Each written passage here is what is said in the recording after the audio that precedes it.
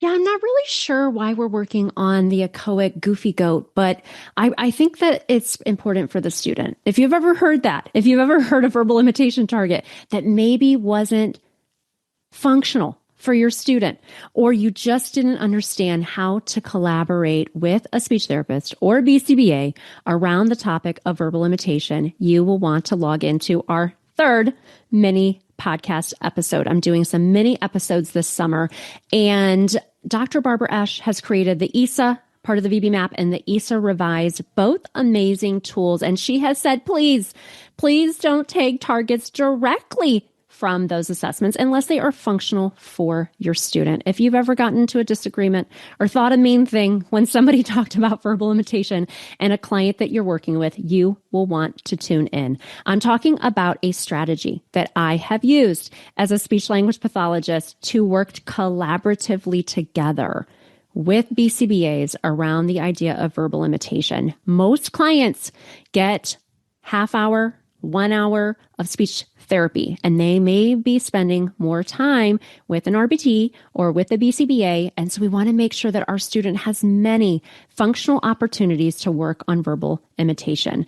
I'm going to talk about my framework here on this mini episode. I hope that you love it. I'm Rose Griffin, a speech therapist, board-certified behavior analyst, and founder of ABA Speech. It wasn't all that long ago that I felt overwhelmed by providing therapy for my autistic students and any students who were not yet speaking. Fast forward through many doubts, tears, research, and courses, and you will see the framework that I use today and share with over 60,000 readers weekly. One that will help you support your students and feel more confident in the process. I created the ABA Speech podcast to give you simple, step-by-step strategies to help you reach all of your students wherever they are on their communication journeys. If you're a speech therapist, BCBA, RBT student, or parent who's looking to help all students develop a way to communicate with the world, you are in the right place, friend. Let's get started. Verbal imitation, echoics. We're getting into it today. Welcome to my third mini podcast episode. I try to do this in the summer where I answer your burning questions. And today we're talking all about SLP BCBA collaboration around the idea of verbal imitation. I think that this is a very much a touchy subject because I know personally I've done some consults with ABA clinics who don't have a speech language pathologist on staff, and they may say, you know what, I have a kid who is really having a hard time making the K sound, like the K sound. What tips or strategies could you tell me to help him make that? And inside, I want to crawl out of my skin because I went to school for 6 years to be able to answer that question effectively. And I would never want to shame anybody professionally. Absolutely not. But there's really not tips and strategies. If your child cannot make a particular sound, they probably need speech therapy. And really, as a team, we need to say, is this an important target right now? Like, are we working on joint attention, or are we working on lots of other foundational skills? I'm big on wanting students to verbalize, and I think that's really important from the get-go.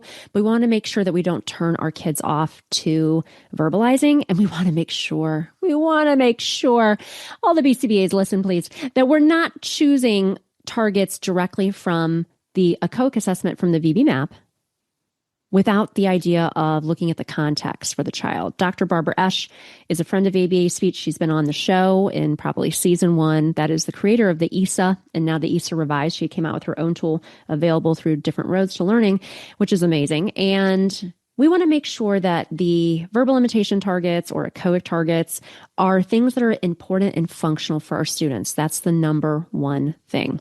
I'm going to be doing some more coursework here at ABA Speech for CEU content. One is going to be called From Silos to Synergy, which will come out about the same time this podcast is going to come out, but we'll replay it all year. And also it'll be available as a recorded course in the ABA Speech Connection. And what I'm going to talk about in that is, what does the actual coursework look like for a BCBA? Like, what do we learn? We learn a lot. What does the actual coursework look like for a speech language pathologist? 6 years of school. Externship, CFY year. It is rigorous. And we have a broad scope of what we treat, right? We could work with people with traumatic brain injuries, people with swallowing disorders, people who have had maybe dementia or stroke, people who have ALS, people who are autistic, like people who have apraxia, selective mutism. I can keep going. See how broad this is? And I think sometimes we don't understand each other because we don't know all the work that we did to get those little letters after our name. So we're going to be talking about that because I think when we know more about that, and it kind of informs how we're going to talk to each other. I mean, I know the person that said, hey, can you give me a tip? Or actually, they said the word trick because I didn't like that word. Can you give me a trick on how to help this kid make the k sound? And there really is no trick. It's a lot of studying. We take as speech language pathologists courses on how you make every single sound. And if that sound is not stimulable for the child, why is that? And is that a target right now for the student? Other sounds by that sound may affect it. We take courses on speech and hearing anatomy. Oh, traumatized just saying that. I'm thinking about the book. I still have it in my basement. We take a lot of courses, and BCBAs do too, in research. And that's why we're like, it's not on the task list, or, it's not in Java, our articles, because we obviously care about what we do. And then when we come to these disagreements, it can be tough. I want to share with you how I navigate working on verbal imitation with learners. I do talk about this more in some of the courses I offer in the ABA Speech Connection, where we talk about the most current research in our course, Naturalistic Interventions Next Steps. It's a really cool 5-hour course, kind of riffing on naturalistic developmental behavioral interventions, which is a whole line of research, which is amazing. And I talk about it often. And so we talk about, well, when do these sounds typically occur? I wouldn't want to work on the F sound with a kid who isn't making the B sound or any sounds unless they're really stimulable for it. There is research that says, okay, if this child is an English speaking client, and they have other languages too. I'm just thinking about the McLeod et al. Research that I discuss. We say this is typically when these sounds are acquired by students or when they start saying them. So that's really, really important information. So I discussed that there. So as the speech language pathologist on a team, and if you are working alongside a BCBA, so I've utilized this strategy in a public school and also a non-public program. I, as a speech language pathologist, may give a speech sound test, something like the Goldman-Fristow. I may also feel comfortable to give, because I'm duly certified, less than 500, that's my grammatical error, fewer than 500 people are duly certified as SLPs and BCBAs. I feel comfortable with that, giving the Phoebe map, the ESA. Maybe I give the Goldman-Fristow and the BCBA gives the ESA, which is the echoic assessment. And then we come together and we look at the results. And we say, okay, what are going to be some functional targets for this particular learner? We want to make sure that we are collaborating together because speech language pathologists have a wealth of information. And I know that everybody listening would never want to turn a child off to verbalizing. But if we don't plan our intervention correctly and for what's correct for this child, developmentally, what they're stimulable for, we may be making a major error. We might be making a major error. So please take any type of programming that you are putting forth for a child for verbal imitation very seriously. If you don't have a speech language pathologist on your team, take some of our courses. I think that will help you navigate this. Another area just to be mindful of that we're going to cover in the ABA Speech Connection in 2026 is we're going to start talking about different communication disorders like selective mutism, like apraxia, so that BCBAs can understand, what are the characteristics of, for example, apraxia?